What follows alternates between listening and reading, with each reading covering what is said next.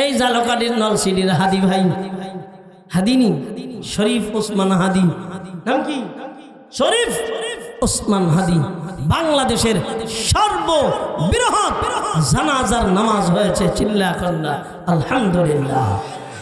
কোনো বাতিলের কাছে, কোনো পরাশক্তির কাছে, কোনো ভারতের দালালের কাছে, কোনো অস্ত্রের কাছে, কোনো সম্পদের কাছে মাথা নত না করে গোটা বাংলাদেশের মানুষের চোখের ভিতরে আঙ্গুল দিয়ে দেখিয়ে গিয়েছে তাওহীদ আছে তো, ঈমান আছে তো, কোনো বেঈমানের কাছে, কোনো পরাশক্তির কাছে আমরা মাথা নত করব না। যদিও আমার মাথার ভিতর থেকে বুলেট চলে যায়, আওয়াজ দিয়ে বলেন ঠিক কিনা?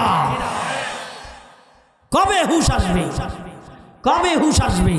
ফাসেক ফুজ্জারের পিছনে আর কত কাল দৌড়াবেন? থামেন, বন্ধ করেন। ফাসেক ফুজ্জারদেরকে উপেক্ষা করে চলেন, আল্লাহ আপনার প্রতি রহম হয়ে যাবে, রহমশীল হয়ে যাবে। আপনি বিদায় হবেন তো দুনিয়ার জমিন থেকে, আপনার হায়াত চলে যাবে, কিন্তু আপনি চিরজীবী হয়ে থাকবেন। কথা বলেন না কেন? আপনি চিরজীবী হয়ে থাকবেন।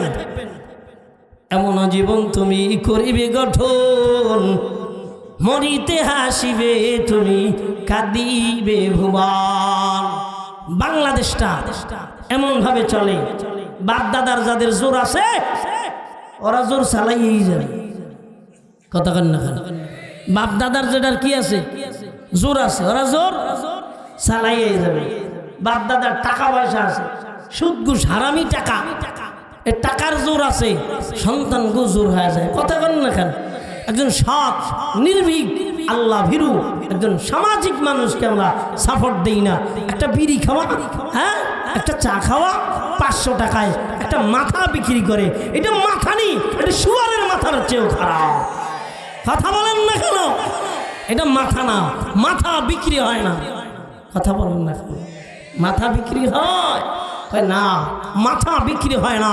আমাদের শরীফ ওসমান হাদি ভাই দেখিয়ে গিয়েছে, হ্যাঁ বরিশালের মানুষেরা নিজের মাথাকে বিক্রি করো না পরাশক্তির কাছে, ইন্ডিয়াদের কাছে। আমরা তো জানি না যে ইন্ডিয়ারা আমাদের কত বড় গোলাম মনে করে।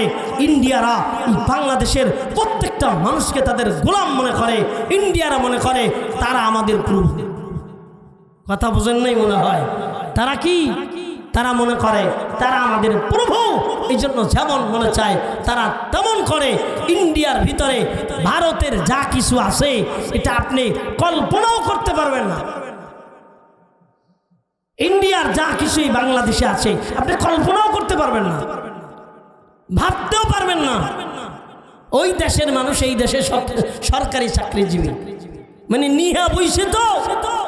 বাংলাদেশ 54 বছর এমন নিহা বইছে, একটু ধর্না ধরলে ওই মসনদে যাওয়া যায় না, মসনদে যাইয়া আকাম কুকাম করা যায় না, মসনদে না যাইতে পারলে বড় টাকাওয়ালা হওয়া যায় না, মসনদে না যাইতে পারলে বেগম পাড়া বানানো যায় না। কথা বলেন না কেন? ঠিক কিনা?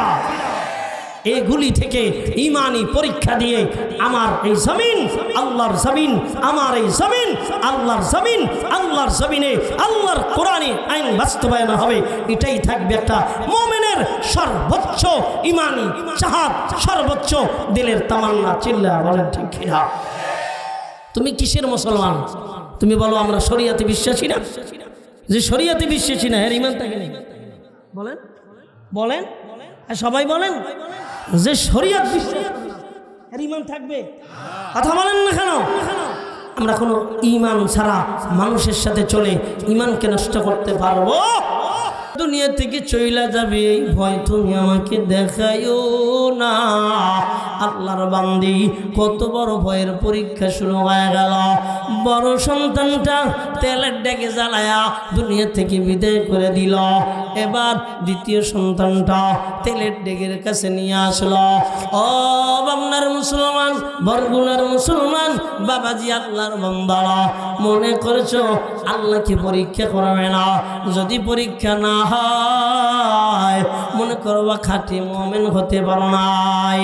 মাসে তার দ্বিতীয় সন্তানটা তেলের ডেকের কাছে দাঁড় করাইয়া ডেকে বলে, এ মাসে তা প্রথম সন্তানটা বিদায় করে দিলাম, দ্বিতীয় সন্তানটাও বিদায় করে দিব, এখনো সময় আছে, আমাকে যদি রব মেনে নেও আমি তোমাকে মাফ করে দেব। মা সেটা ডেকে কয়, আমার বড় সন্তানটা হারায়া ফেললাম, আমার এর কোনো ভয় নাই, দুঃখ নাই। মেজ সন্তানটাও বিদায় নিয়ে চলে যাবে, এই ভয় দেখে আমার ঈমান নষ্ট করতে পারব না। মেজ সন্তানটাকে এবার তেলের ডেকের ভিতরে যাওয়া দিলেন। তৃতীয় সন্তানটা এবার তেলের ডেকের কাছে নিয়ে আসলেন, ডাক দিলেন, এ মা সীতা, তোমার দুই সন্তান দুনিয়া থেকে বিদায় নিয়ে চলে গেল। মা সীতা ডেকে কয়, আমি আমার ঈমানের মালা ছাড়বো না। এ বাবাজি, আল্লাহর বান্দারা, মা সীতার ছোট বাচ্চাটা ডেকে কয়, মা বেঈমানকে ভয় করিও না। ও মা, আমি তেলের ডেকের ভিতরে তাকায়া দেখতেছি আল্লাহর জান্নাত দেখা যায়। ও বাবাজি, আল্লাহর বান্দারা, আল্লাহর জান্নাত দেখা যায়। ছোট সন্তানটা তেলের ডেকের ভিতরে দিয়ে দিলেন তো বিদায় হয়ে গেল। এবার নিজেও তেলের ডেকের ভিতরে চলে যায়। এ যে ভয় দিয়েছে জীবন নাশের ভয়, কিন্তু না, জীবন নাশের ভয় পায় নাই। এই চক্ষু রাঙা একটু ভয় পায় নাই, অস্ত্রের শোনানি ভয় পায় নাই, দুনিয়া থেকে বিদায় নিয়ে যাবে এর কোনো ভয় অন্তরের ভিতরে নাই। কেন না? আল্লাহ তো বলেছেন আমি ভয় দিয়ে পরীক্ষা করব। ও আল্লাহর বান্দারা, নবীজি কি কয়, মা সীতার পরীক্ষা এমন পাস।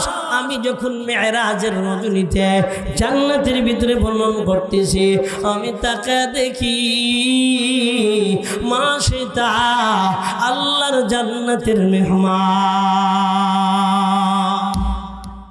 আরো জোরে কম, আরো জোরে বলে। হ্যাঁ, কারো ভয় আপনারা নিবেন না, ভয় পাবেন না। ভয় পাইলে আপনি ফেল হয়ে যাবেন। আল্লাহ বলেন আমি তোমাদেরকে ভয় দিয়ে পরীক্ষা করব। একদল আসবে জাতীয়তাবাদ দুনিয়ার জমিনে প্রতিষ্ঠা করার লেগা, এক টাকা আছে, পয়সা আছে, কিছু অভাব নাই, এরা আপনারে ভয় দিবে। আপনি এই ভয় পেয়ে না ইমান বিক্রি করবেন না। একদল আসবে গণতন্ত্র প্রতিষ্ঠা করার লেগা, আপনি এর ভয় পাইয়া আপনার ইমানকে বিক্রি করবেন না।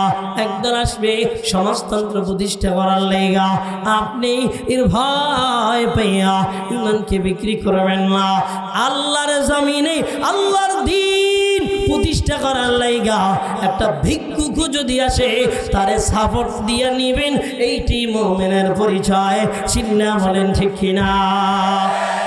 এইটাই মুমিনের পরিচয়, বাকিগুলা মুনাফিকের আলামত।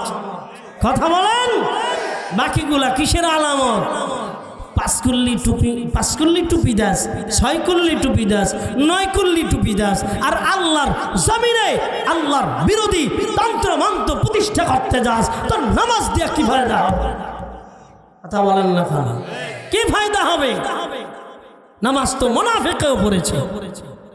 কথা বলেন না, নামাজ তো মুনাফিকেও পড়েছে। দুনিয়ার জমিনে আল্লাহ পরীক্ষা নেবেন।